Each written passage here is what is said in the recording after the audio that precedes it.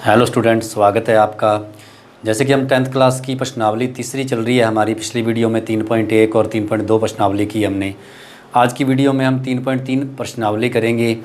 बहुपद टॉपिक चल रहा है हमारा।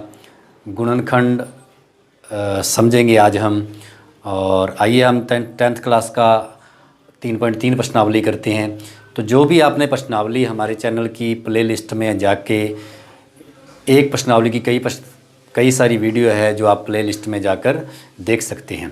तो जैसे कि आप चैनल का नेम सर्च करेंगे यूट्यूब पर, तो उसके बाद आप चैनल की प्ले लिस्ट में जाएंगे तो सभी प्रश्नावलियाँ मिल जाएंगी। इसके अलावा हम अपने चैनल पर आपको पिछले वर्षों के पेपर भी मिलेंगे हल सहित। जैसे हमने 2013 का किया है, अब 2016 का पेपर चल रहा है। 14 सवाल किए हैं, उसके बाकी के सवाल अगली वीडियो में कर देंगे। तो आइए हम करते हैं 3.3 प्रश्नावली, शुरुआत करते हैं। तो 3.3 का जैसे पहला सवाल है, क्या ये समीकरण की जांच कर बताना है हमने कि क्या ये द्विघात समीकरण है। जैसे कि हम पहले का दूसरा पॉइंट लेते हैं। पहले का दूसरा पॉइंट है हमारा x+2 की होल क्यूब बराबर x³ -4। इसको हल करेंगे, उसके बाद हमें पता चलेगा पक्षांतरण करने पर कि क्या ये द्विघात समीकरण है। यदि है तो इसको किस विधि से हमने हल करना है। तो आइए हम द्विघात समीकरण को जांच करते हैं इस बहुपद का कि ये द्विघात समीकरण है या नहीं। तो सबसे पहले आप देखें कि x+2 की होल क्यूब है। तो x और 2 अलग पद हैं, दोनों का योग नहीं हो रहा, जोड़ नहीं हो रहा। इसकी ऊपर क्यूब है, तो इसको कैसे हल करना है। तो सबसे पहले हमने 9th क्लास में हमने सर्व समीकाएँ की हैं।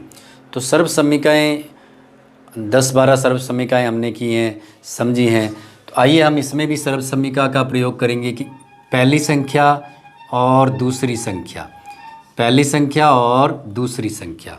यदि हम पहली संख्या और दूसरी संख्या के ऊपर होल क्यूब हो, यदि पहली संख्या और दूसरी संख्या के ऊपर होल क्यूब है तो उसका हल क्या होता है, पहली संख्या की क्यूब दूसरी संख्या की क्यूब प्लस 3 से पहली दूसरी का इंटू, ये 3 से पहली दूसरी का इंटू, और ब्रैकेट में पहली दूसरी संख्या। तो इस प्रकार से सर्व समीका बनानी है कि पहली संख्या की क्यूब दूसरी संख्या की क्यूब, फिर ये जो ऊपर 3 है, 3 से पहली और दूसरी को इंटू, फिर a + b। तो इसी प्रकार हम यहाँ लेंगे। तो यहाँ हमारा a क्या है, तो सबसे पहले हमें पता होना चाहिए इस सवाल में हमारा a का मान क्या है x और b का मान क्या है 2। जब हमें ये पता है कि a का मान x है, b का मान 2 है, तब हम इसमें मान रखेंगे। तो ये सर्व समीका देखें आप, मतलब a x है तो x की मतलब a की क्यूब है, तो मतलब हमें भी क्या करनी होगी x की क्यूब। तो x की क्यूब कर देंगे हम, कर दिया। उसके बाद b क्या है 2 है, 2 की क्यूब करनी होगी, हम 2 की क्यूब कर देंगे। उसके बाद 3 से दोनों को इंटू करना है, यहाँ करते हैं हम, 3 से दोनों को इंटू करना है हमने।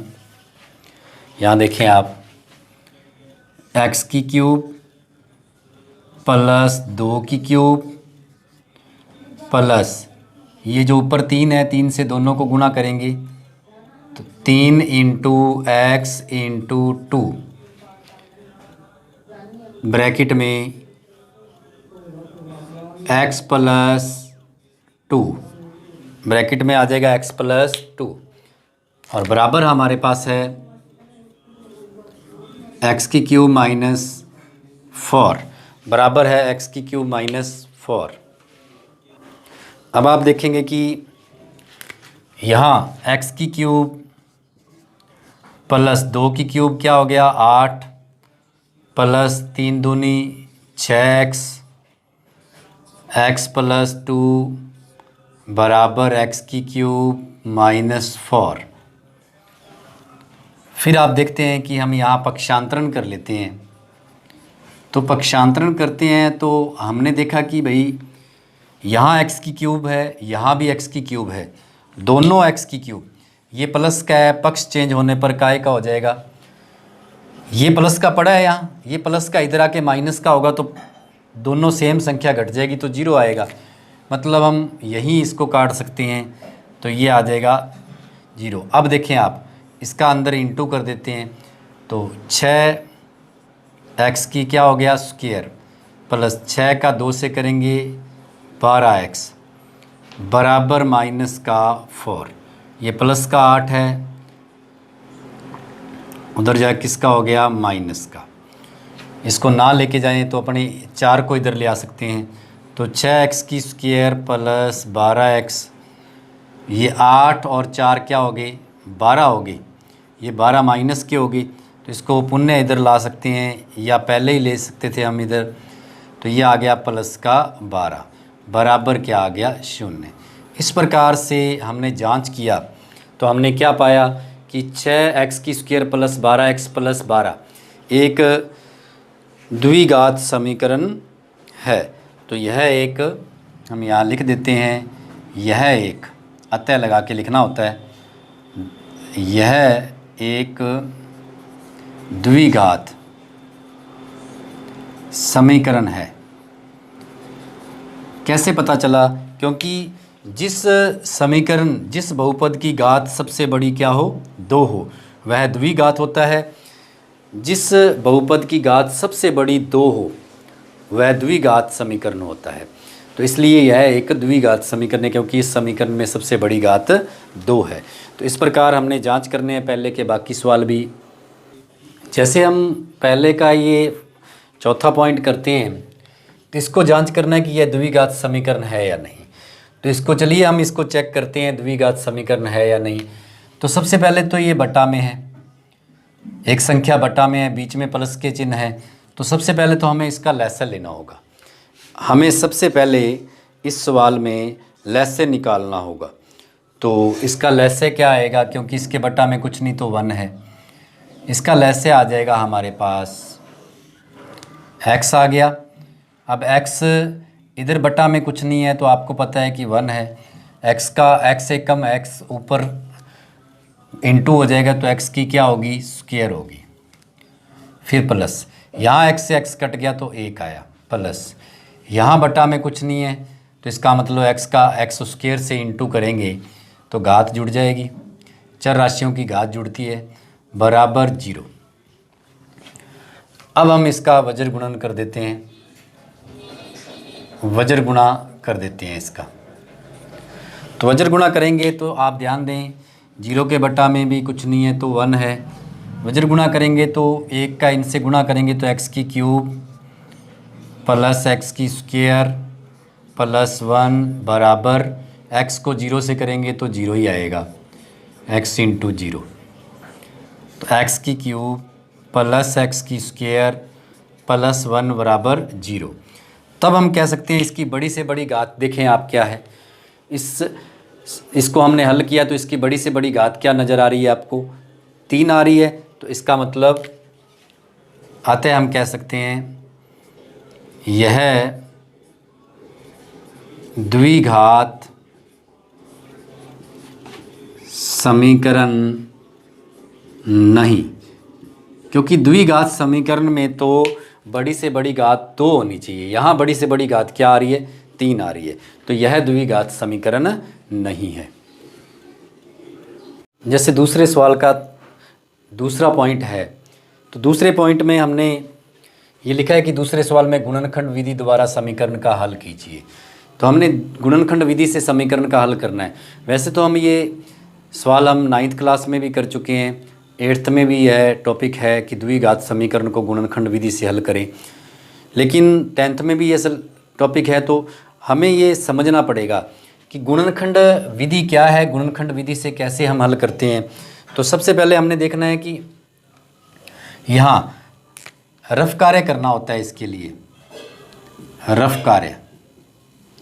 तो रफ कार्य करेंगे हम इसके लिए, तो रफ कार्य करेंगे तो यह हम वैसे तो 3.1 प्रश्नावली में समझ चुके हैं, लेकिन अब 3.3 में भी यह सवाल हैं तो हमें करने होंगे। तो रफ कार्य करेंगे तो आपको पता है कि हमने क्या करना है रफ कार्य में, एचर पद इंटू क्या कर देंगे एचर पद मतलब 2, इंटू एक्स स्क्वायर का गुणांक, इंटू एक्स स्क्वायर का गुणांक। तो हम इसको हल करेंगे रफ कार्य में। तो एचर पद 2 है, इंटू एक्स स्क्वायर का गुणांक 9 है, तो माइनस का 18 आ गया। अब रफ कार्य में ही कर रहे हैं हम, 18 आ गया तो 18 के सारा गुणनखंड ले लेते हैं। 18 एकम 18, 2 और 9 से करेंगे तो 18, और 3 और 6 से करेंगे तो 18, इसके अलावा तो 18 नहीं आ रहे। अब हम देखते हैं, सबसे पहले हमने क्या करना होता है, पहला पद चिन्ह सहित उतारना होता है, आखिरी भी चिन्ह सहित उतारना होता है। अब हमने मध्य पद में क्या करना है, मध्य पद की जगह 2 पद लेने हैं, मध्य संख्या की जगह 2 संख्याएं लेनी है। ऐसी संख्या लेनी है कि जोड़ने या घटाने पर वापस मध्य संख्या आ जाए, बीच की संख्या आ जाए वापस, मतलब वापस 3 आना चाहिए। 2 संख्या ऐसी ले लें कि जिनको जोड़ने या घटाने पर वापस 3 आ जाए, चाहे जोड़ने पर आ जाए चाहे घटाने पर। तब हमें ये रफ कार्य में जो हमने काम किया इस पे आए कि 2 संख्याएं कौन सी लेनी चाहिए। तो हमने देखा कि 18 और 1 ना तो जोड़ने पर आएगा ना घटाने पर आएगा, 9 और 2 ना तो जोड़ने पर आएगा ना घटाने पर आएगा, फिर 6 और 3 जोड़ने पर तो नहीं आएगा, घटाने पर आ जाएगा, क्योंकि 6 में से 3 जाएंगे 3 बचेंगे। हमें 3 काहे के चाहिए, माइनस के, तो इसलिए हम बड़ी संख्या माइनस की रख लेंगे। तो इसका मतलब ये हो गया कि 3x माइनस 6x, क्योंकि 3 में से 6 घटेंगे तो माइनस का 3 आएगा। तो इस प्रकार से 2 पद हमने रफ कार्य से ले लिए हैं। हमें रफ कार्य ध्यान से ढंग से आना चाहिए। ये रफ कार्य कोई भी द्विघात समीकरण को गुणनखंड विधि से करना है तो यह तरीका आपको आना चाहिए कि रफ कार्य में हमने बना लिया, उसके बाद हम संख्या ले लेंगे। हालांकि हम कई क्या करते हैं कि सीधा ही संख्या यहाँ ले लेते हैं, तो सीधा अगर बड़ी संख्या आ जाए तो सीधा कैसे लेंगे आप, कैसे एक की जगह 2 संख्याएं बनाएंगे, तो ये सबसे बढ़िया तरीका है। तो आइए हम आगे करते हैं। यहाँ कॉमन लेंगे इन दोनों का और इन दोनों का, कॉमन मतलब HCF। यहाँ कॉमन क्या आ रहा है, दोनों के गुणनखंड में, 9 के गुणनखंड में 3 होता है और x कॉमन आ रहा है साथ में, तो 3x। अब 9 में 3 का भाग करेंगे तो 3x बचेगा, 3x में 3x का भाग करेंगे तो 1 बचेगा। अब इन दोनों में कॉमन क्या है, 6 के गुणनखंड में 2 होता है, क्योंकि 6 का गुणनखंड क्या होता है, 2 × 3 होता है, तो 6 के गुणनखंड में 2 होता है, तो 2 यहाँ कॉमन आ गया। अब 2 का भाग करेंगे तो यहाँ बच गया 3x, 2 का भाग यहाँ करेंगे तो माइनस माइनस क्या हो गया, प्लस हो गया, माइनस माइनस प्लस है, 2 का भाग 2 में किया तो क्या आया, 1 आया। तो कुल मिला के पहली समीकरण एक ब्रैकेट जो है वो तो सेम बनेगी, एक ब्रैकेट जो है वो तो सेम होगी। अब देखें आप, जो सेम ब्रैकेट है उसके बराबर 0 रख लेंगे, और एक ये जो कॉमन अंक लिए थे दोनों में हमने, इनको मिला के चिन्ह सहित आगे 0 रख देंगे। तो इस प्रकार हम पक्षांतरण करेंगे तो हमारे पास समीकरण का हल आ जाएगा।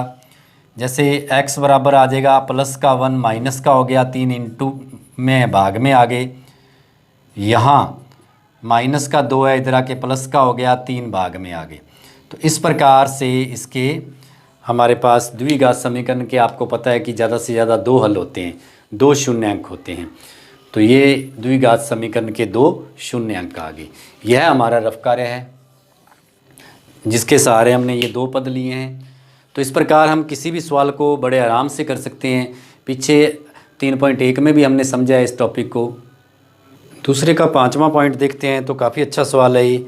इसमें हम देखते हैं कि सबसे पहले तो हमें लैसे लेना पड़ेगा। तो इसका लैसे लेंगे तो आप देखते हैं कि लैसे क्या आएगा इसका, x-2 और दूसरा आ गया x-1। अब x-2 से x-2 कट गया और x-1 का 1 से इंटू करेंगे, x-1 × 1 करेंगे तो x-1 ही आ जाएगा, प्लस x-1 से x-1 कट गया तो 2 के गुना में x- क्या आ गया, 2 आ गया, बराबर 6/x आ गया। अब हम इसको आगे हल करते हैं तो हमें पता है कि समीकरण का हल करना होगा। तो एक तो आ गया x-1 प्लस इस 2 का अंदर गुणा कर देते हैं हम। 2 का अंदर गुणा करेंगे तो 2x माइनस 4 बटा में भी 2 ब्रैकेट हैं, तो हालांकि इसमें सर्वसम्मिका लागू हो रही है। अगर सर्वसम्मिका लागू करते हैं तो बहुत अच्छी बात है। जैसे कि सर्वसम्मिका इसमें लागू हो रही है भाई, x प्लस ए और x प्लस बी का आंसर होता है x की square plus A plus B into X plus A B, ये होता है। यदि हम इसको हल करें सर्वसम्मिका को तो हम इस सर्वसम्मिका को इस 2 ब्रैकेट का गुणा, क्योंकि पहली संख्या सेम है दूसरी अलग है दोनों की, पहली संख्या सेम है दूसरी अलग है दोनों की, तो ये सर्वसम्मिका लगा देते हैं। ये सर्वसम्मिका लगाएंगे तो ये आ जाएगा एक्स की स्क्वायर, उसके बाद प्लस यहाँ आ गया a का मान -2 b का मान -1,